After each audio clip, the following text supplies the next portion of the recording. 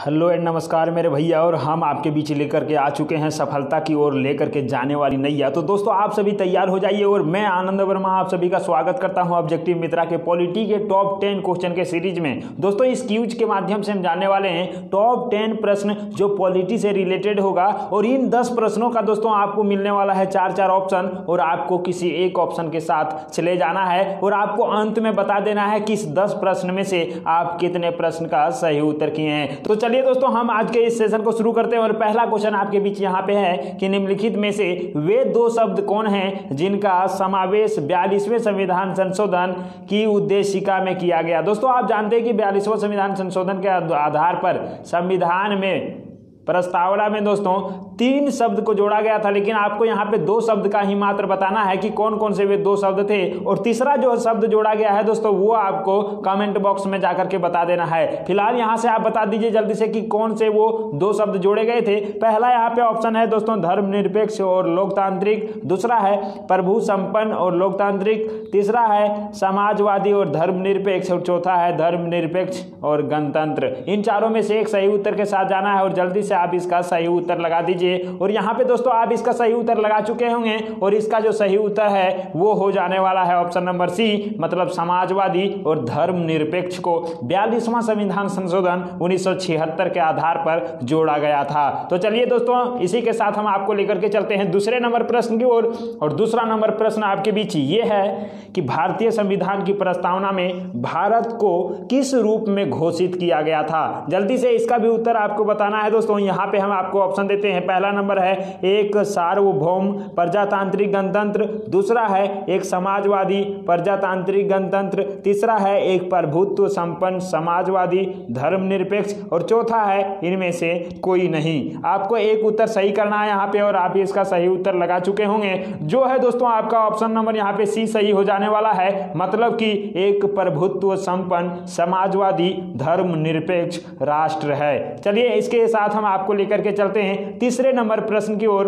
और यहाँ पे दोस्तों आप देख पाएंगे तीसरा नंबर प्रश्न आपके बीच आ चुका है, और वो है भारत एक गणतंत्र है। इसका क्या अर्थ है? इसका तो अर्थ आप जानते होंगे दोस्तों, आपको बताने की कोई जरूरत नहीं है। फिलहाल हम आपको ऑप्शन दे देते हैं। सभी मामलों में अंतिम अधिकार जनता के होने चाहिए, दूसरा है भारत में संसदीय शासन व्यवस्था हो, उसी को कहा गया है, या फिर तीसरा है भारत में वंशानुगत शासन नहीं हो, या फिर चौथा है दोस्तों भारत राज्यों का एक संघ है। इन चारों में से आप इसका सही उत्तर लगा चुके होंगे क्योंकि ये लॉलीपॉप प्रश्न था, और दोस्तों यहाँ पे आपका ये सही हो जाने वाला है ऑप्शन नंबर सी, जो है भारत के वंशानुगत शासन नहीं होगा, इसी को गणतंत्र कहा गया है। तो चलिए आपको लेकर के चलते हैं चौथे नंबर प्रश्न की ओर, और यहाँ पे क्वेश्चन आपके बीच है दोस्तों कि निम्नलिखित में से कौन सा शब्द भारत के संविधान की उद्देशिका में शामिल नहीं है, और जो शामिल नहीं है दोस्तों उसके बारे में आपको यहाँ पे सही उत्तर लगाना है। और आप यहाँ पे ऑप्शन देख पा रहे होंगे, पहला है समाजवादी, दूसरा है पदनिरपेक्ष,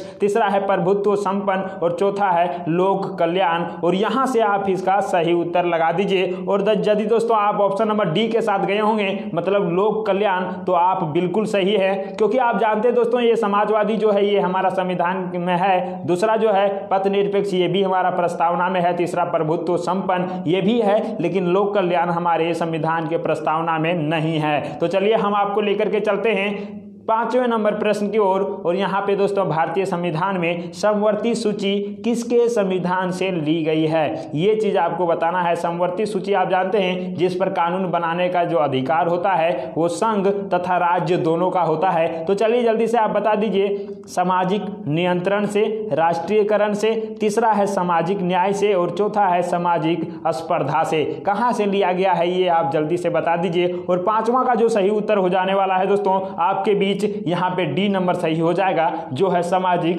स्पर्धा से संबंधित है। तो चलिए इसी के साथ हम आगे बढ़ते हैं, और आगे जो प्रश्न है दोस्तों वो 6ठा नंबर है आपके बीच यहाँ पे उपस्थित होता है कि भारत में लौकिक सार्वभौमिकता है क्योंकि संविधान की प्रस्तावना प्रारंभ होती है। कहाँ से होती है दोस्तों संविधान की प्रस्तावना? आप सभी जानते जरूर होंगे क्योंकि आप सभी भारत के संविधान की प्रस्तावना को अच्छी तरह से जानते हैं। तो कहाँ से होता है शुरू, ये बताना है।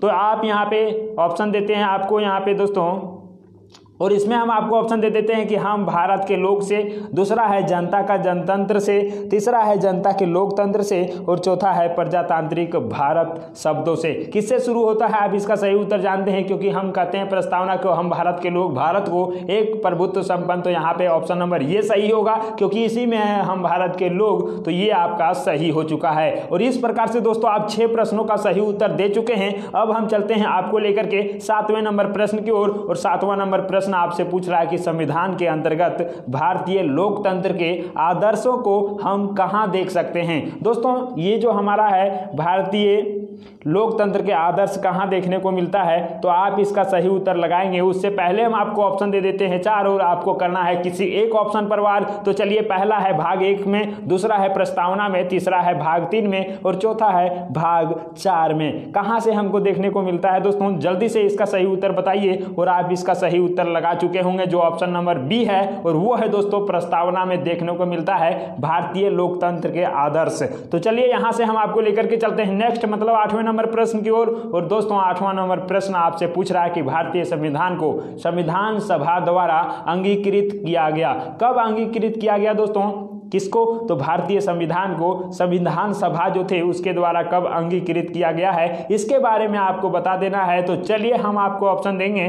पहला है 26 जनवरी 1949 को, दूसरा है 15 अगस्त 1949 को, तीसरा है 2 अक्टूबर 1949 को और चौथा ऑप्शन आपके बीच है 15 नवंबर 1949 को। और कब अंगीकृत किया गया है दोस्तों, ये जल्दी से आपको बता देना है। तो चलिए हम अब इंतजार की घड़ी समाप्त करते हैं और आपका जो ऑप्शन सही हो जाने वाला है वो है ऑप्शन नंबर ए, जिसमें है दोस्तों 26 जनवरी 1949। और आप जल्दी से चेक कर लीजिए कि आप इन चारों में से कौन सा ऑप्शन चूज किए थे और आपका सही है या गलत। फिलहाल हम आपको लेकर के चलने वाले हैं अगले प्रश्न, मतलब 9वें नंबर, और आपके बीच है कि भारत का संविधान पूर्ण रूप से तैयार हुआ था। कब हमारा दोस्तों संविधान बनकर के रेडी हो गया था, तो ये चीज आपको बता देना है। ऑप्शन है आपके बीच 26 जनवरी 1950, 26 नवंबर 1949, तीसरा है 11 फरवरी 1948 और चौथा है इनमें से कोई नहीं। दोस्तों ये जो प्रश्न है और ये पिछला जो प्रश्न था, इन प्रश्नों में थोड़ा सा कंफ्यूजन होता है। इसमें बोला गया है कि भारत का संविधान पूर्ण रूप से तैयार कब हो गया है, तो यहाँ पे आप गौर करेंगे सिर्फ तैयार होने का बोला है, लागू करने का नहीं। तो आप इसका जो सही उत्तर लगाएंगे दोस्तों वो आपका ऑप्शन नंबर बी होगा, और वो है दोस्तों 26 नवंबर 1949 को हमारा भारतीय संविधान पूर्ण रूप से तैयार हो चुका था।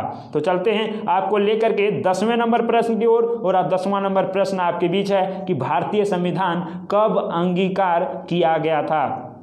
जो भारतीय संविधान है दोस्तों उसको अंगीकार करने के बारे में बोला है, तो आप इसका सही उत्तर लगाइए अपने अनुसार से। फिलहाल हम आपको ऑप्शन देते हैं 4। देखिए, पहला है 26 जनवरी 1950, दूसरा है 26 जनवरी 1949, तीसरा है 26 नवंबर 1949 और चौथा है 31 दिसंबर 1949 को। कब अंगीकार किया गया था ये चीज आपको बता देना है। तो यहाँ से दोस्तों आप इसका सही उत्तर लगा पाए होंगे। हम आपको फिलहाल आंसर बता देते हैं और आप चेक कर लीजिएगा कि आपका सही है या गलत। तो कंप्यूटर मास्टर यहां पे लॉक करने वाला है ऑप्शन नंबर सी को, और इस प्रकार से दोस्तों आपका सही हो चुका होगा। 26 नवंबर 1949 को भारतीय संविधान को अंगीकार किया गया था। तो इस प्रकार से आज का जो सेट था दोस्तों 10 क्वेश्चन का, ये हमारा कंप्लीट हो चुका है। और आप भी अपने 10 प्रश्नों को कितने सही किए ये चीज आपको पता चल चुका होगा। तो चलिए हम आपको लेकर के चलते हैं एक्यूरेसी की ओर, और हमारा कितना सही हो चुका है ये हमारा कंप्यूटर मास्टर बताने वाला है। और आप देख पाएंगे दोस्तों कि 100 हमारा प्रतिशत सही हो चुका है, मतलब हमने सारे प्रश्नों का सही उत्तर दे चुका है। तो इस प्रकार से दोस्तों आपको भी बता देना है कि आपने कितने प्रतिशत सही उत्तर दिया, मतलब 10 में से कितने क्वेश्चन का सही उत्तर दे पाया है।